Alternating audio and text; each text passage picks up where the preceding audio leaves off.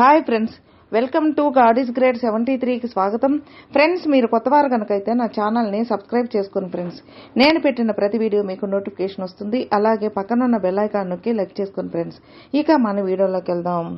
సింహరాశి వారికి ఆ రోజు వరకు బాగా కలిసి వస్తుంది. మీరు ఊహించనివి జరుగుతాయి. అన్ని రాశుల కంటే సింహరాశికి చాలా ప్రత్యేకతలు ఉంటాయి. సింహరాశి వారికి జూలై 5వ తారీఖున అమావాస్య నుండి పౌర్ణమి వరకు 15 రోజులు ఎలా ఉండబోతుంది? సింహరాశి వారి గ్రహస్థితిని బట్టి సప్తమంలో శని, అష్టమంలో రాహు, ధనస్థానంలో కేతు గ్రహ సంచారం జరుగుతుంది. గ్రహస్థానాన్ని బట్టి ఈ రాశి వారికి భాగ్యస్థానంలో ఉన్నటువంటి కుజుడు ఆగ్నేయస్థానంలోకి మారుతున్నాడు. కుజుడు భాగ్యస్థానం నుండి రాజ్యస్థానంలోకి మారబోతున్నాడు. అదేవిధంగా గురువుతో కుజుడు కలవబోతున్నాడు. రాశి ప్రకారం ఈ రాశి వారికి రాజ్యస్థానంలో రవి అనుకూలమైనటువంటి స్థానంలో ఉన్నాడు. రవి గ్రహం జూలై 16వ తారీఖున లాభస్థానంలోకి మారబోతున్నాడు. లాభస్థానంలో బుధుడు, శుక్రుడు కలవబోతున్నాడు. ఆ కారణంగా ఈ రాశి వారికి 21వ తారీఖున వారి జీవితంలో మార్పు జరగబోతోంది. బుధుడు సింహరాశి నుండి కర్కాటక రాశిలోకి మారనున్నాడు. ఈ గ్రహస్థితి ఈ రాశి వారికి ఎలాంటి ఫలితాలు ఇస్తుందో ఇక్కడ మనం ఇప్పుడు తెలుసుకుందాం. ఆరోగ్యపరంగా సప్తమంలో ఉన్నటువంటి శని వైవాహిక జీవితంలో కష్టాలను పెంచుతాడు. ఆరోగ్యపరంగా కొన్ని చికాకులు ఉంటాయి. అయితే రాజ్యస్థానంలో రవి ఉండటం వల్ల వృత్తిపరంగా మంచి ఫలితాలను ఇస్తాడు. శుక్రుడు, బుధుడు కలిసి లక్ష్మీనారాయణ యోగం ఉంటుంది. ఈ రాశి వారికి రాజ్యస్థానంలోకి శుక్రుడు రాబోతున్నందున శుక్రుడు, బుధుడు కలిసి లక్ష్మీనారాయణ యోగం కలుగుతుంది. ఇది అనుకూలమైనటువంటి ఫలితాలను ఇస్తుంది. ఫైనాన్షియల్ గా స్థిరపడతారు. సమయానికి డబ్బు అందుతుంది.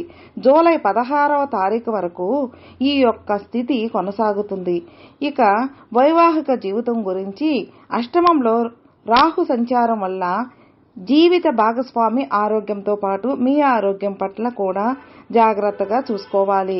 వైవాహిక జీవితంలో మనస్పర్ధలు రాకుండా జాగ్రత్తలు తీసుకోవాలి. ఇక ఉద్యోగపరంగా ఈ రాశి వారికి శని సప్తమ స్థానంలో ఉండటం వల్ల, భాగ్యస్థానాన్ని సూచించడం వల్ల ప్రతికూలమైన ఫలితాలను పొందుతారు. అయినా కూడా 16వ తారీఖు వరకు రవి అనుకూలత బాగా కలిసి వస్తుంది. కాబట్టి ఉద్యోగపరంగా బాగా అనుకూలంగా ఉంది. అయితే కొంచెం జాగ్రత్తగా ఉండాలి. 16వ తారీఖు నుండి 21వ తారీఖు వరకు ఖర్చులు బాగా పెరుగుతాయి. కాబట్టి సింహరాశి వారికి మొదటి వారం బాగా కలిసి వస్తుంది. రెండో వారం మిశ్రమ ఫలితాలు వస్తాయి. ఆస్తుల పరంగా ఈ రాశి వారికి ఆస్తుల పరంగా స్థిరాస్తి కొనుగోలు విషయంలో చాలా జాగ్రత్తగా నిర్ణయం తీసుకోవాలి. మీరు ఇల్లు, వాహనాలు ఏదైనా కొనాలనుకున్నా లేదా దేనిలోనైనా పెట్టుబడి పెట్టాలనుకున్నా ఒకసారి ఆలోచించి నిర్ణయాలు తీసుకోండి. గుడ్డిగా ఎవరిని నమ్మి పెట్టుబడి పెట్టకండి. మోసపూరితమైన మాటలు నమ్మి పెట్టుబడి పెట్టకండి. రాజకీయాల్లో ఉన్న వారికి ఈ రాశి వారికి రాజకీయ పరంగా ప్రతికూల ఫలితాలు ఉన్నాయి.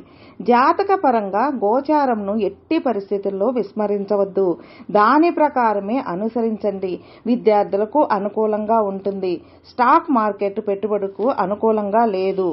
మీరు పెట్టిన పెట్టుబడులు వెనక్కు రావు. వివాదాస్పద నిర్ణయాలు తీసుకోవద్దు. పరస్త్రీలకు దూరంగా ఉండండి.